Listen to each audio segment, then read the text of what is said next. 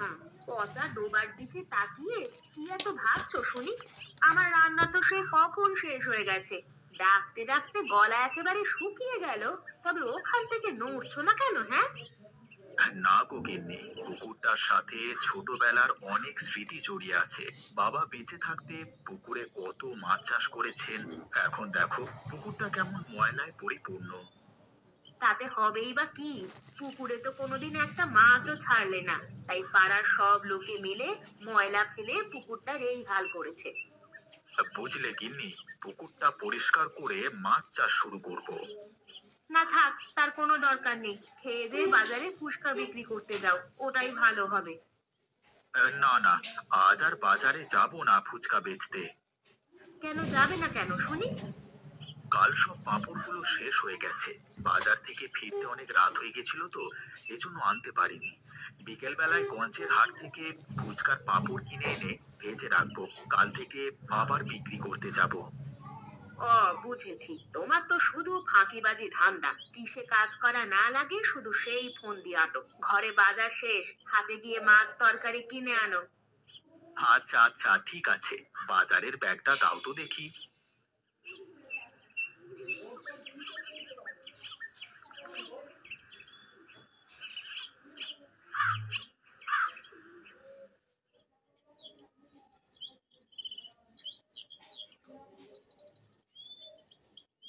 কি গো মহেশ ভাই, কোথায় চললে?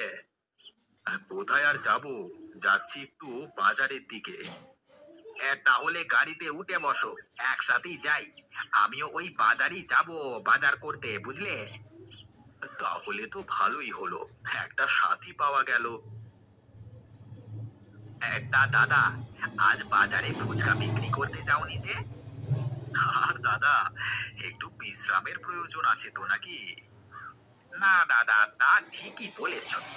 আজ বললে কালকে 2 দিন। শরীরের একটু বিশ্রামের একটা প্রয়োজন আছে তো নাকি? হ্যাঁ দাদা, তা তো অবশ্যই। এই তো, এই বাজারে চলে এসেছি। এই চলো চলো, একসাথেই বাজার করি। হ্যাঁ, তোরা এইখানে থাক বাবা, আমি বাজার করে আসি। হ্যাঁ, এই চলো মহেশ দাদা। চল চল, আগে মাছের দোকানের দিকে যাই। একটু পরে গেলে আর মাছ পাবো না। হ্যাঁ হ্যাঁ, তাই চলো।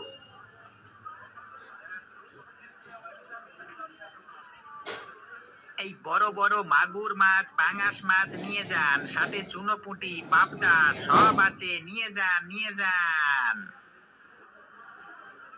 সে কি রে, এত বড় বড় মাগুর মাছ কোথায় পেলি হরি? ওই যে, ওই পাড়ার মতিনের কাছে গো দাদা। এই মতিনের বাড়ি থেকে আজকে সকালে মেরে আনলাম মাছগুলোকে।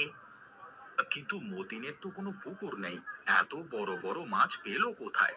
ওর বাড়ির পাশে একটা ছোট ডোবা আছে, সেটা জানতাম আমি। এই ডোবা থেকেই ধরেছি দাদা মাছগুলোকে। বলিস কি রে, ডোবাতে এত বড় বড় মাছ হয়? তা তো জানতাম না। হ্যাঁ, বিশ্বাস না হলে তোমার ওই যে বাড়ির পাশে ছোট্ট ডোবা আছে, ওইখানে কিছু মাছ রেখে দেখোই না কি হয়। হ্যাঁ, তুই খারাপ বলিসনি। কিন্তু মাছের পোনা কোথায় পাবো বল দেখি? হ্যাঁ, তুমি কোনো চিন্তা করো না। তোমার কটা লাগবে শুধু আমাকে বলো, আমি তোমার বাড়িতে গিয়ে দিয়ে আসবো। তা আমার ওই ডোবায় কতগুলো মাছ দেওয়া যাবে বলতো? তোমার তো অনেক বড় ডোবা, এই 200 পোনা ভালোভাবে ছাড়া যাবে, বুঝলে? আচ্ছা ঠিক আছে, তুই কালকে আমার ডোবায় 200 পোনা ছেড়ে দিয়ে আসিস, কেমন? ঠিক আছে দাদা, আমি কাল সকালেই যাব। আর এখন তুমি একটা কাজ করো দেখি, এই বড় মাগুর মাছটাকে নিয়ে যাও। আচ্ছা আচ্ছা, ঠিক আছে, দে তাহলে।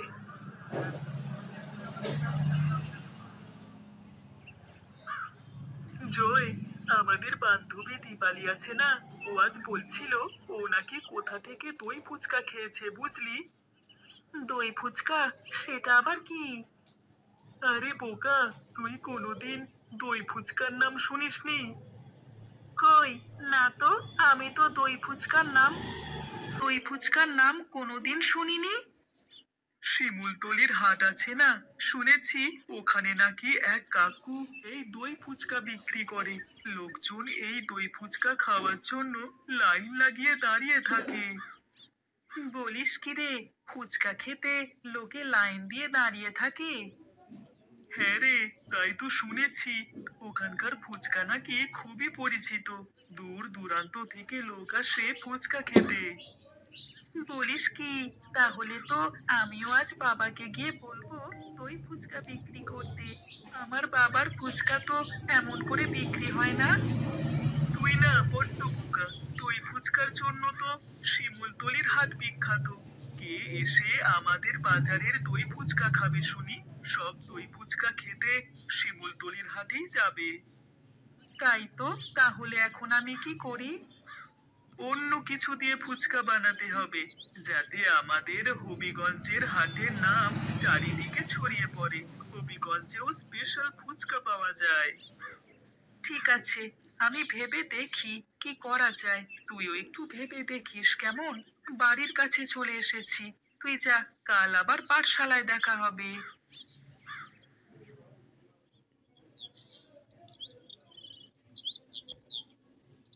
এই মহেশ দাদা, হে কোথায় গো? বাড়িতে আছো?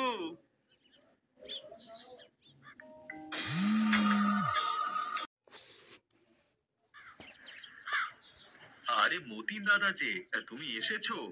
তা মাছ কি সব নিয়ে এলে? হ্যাঁ গো, নিয়ে এলাম। চলো চলো, এখন ডোবার ধারে চলো, মাছগুলো ডোবায় ছেড়ে দিয়ে আসি। হ্যাঁ হ্যাঁ, তাই চলো তাই চলো।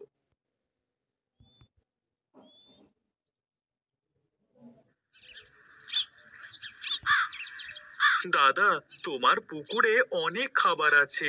মাছগুলো খুব তাড়াতাড়ি বড় হয়ে যাবে মনে হচ্ছে, বুঝলে? বলো কি? তাহলে তো অনেক ভালো হবে। ছাড়ো ছাড়ো, মাছগুলো ছাড়ো দেখি পুকুরে। তা তোমার ক টাকা হলো মতিন দাদা? 2000 টাকা। এই নাও দাদা টাকা। पता है, आजकल मैं टर्म्स एंड कंडीशंस भी पढ़ने लगा हूँ।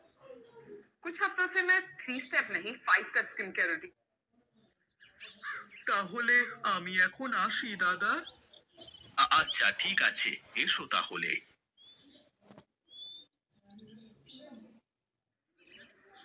আজ 5-6 মাস হয়ে গেল পুকুরে মাছ ছেড়েছি। যাই, আজ একটা মাছ ধরে দেখি মাছগুলো কত বড় হলো।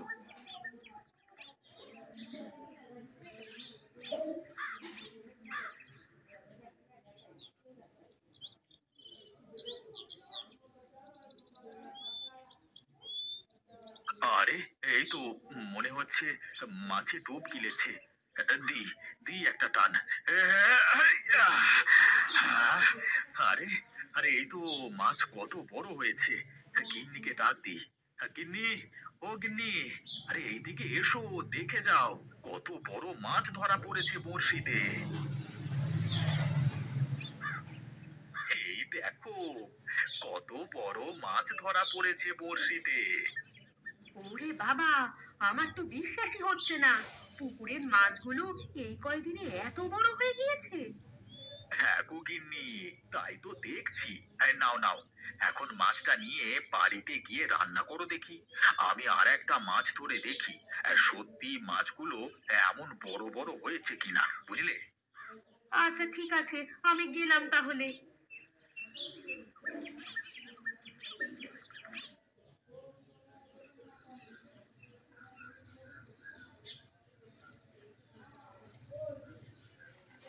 বাহ গিন্নি, এই মাছের তো সেই স্বাদ।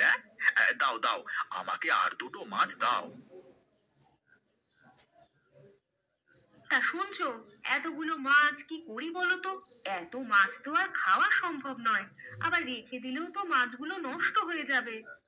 আমি বলি কি বাবা, তুমি এই মাছ ভর্তা করে ফুচকার মধ্যে পুরে বিক্রি করো, দেখবে তোমার ফুচকার খুব নাম হবে। জয় ঠিক বলেছে, দেখো না শিমুলতলি বাজারের ওই দই ফুচকার কি জনপ্রিয়তা। আচ্ছা বেশ, আমি কাল সকালে বাজারে গিয়ে এই মাগুর মাছের ফুচকা বিক্রি করব। দেখি কোনো লাভ হয় কিনা।